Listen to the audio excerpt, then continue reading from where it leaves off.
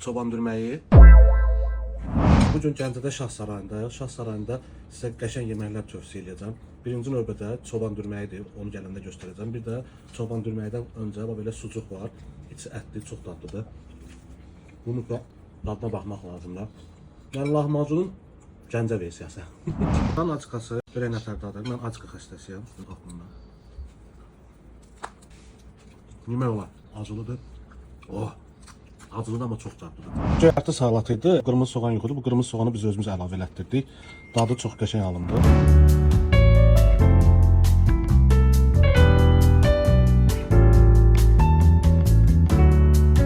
Çoban dürməyə gəldi. Bax, əti belə pükürlər. Dürmək formasında. Gəncəyə hər gələndə bunu yeməsəm olmur. Çünki çox dadlıdır, həddindən artıq. Bellissimo! Saraya məncə gəlib buranın ləziz yeməklərindən yeməlisiniz. Düzdür, menyuda fərqli yeməklər də var. Mən əsasən ən çox hansını bəyənirəm, onları sizə təqdim elədim. Mütləq şəkildə Gəncəyə gələndə Şah Sarayına gəlin.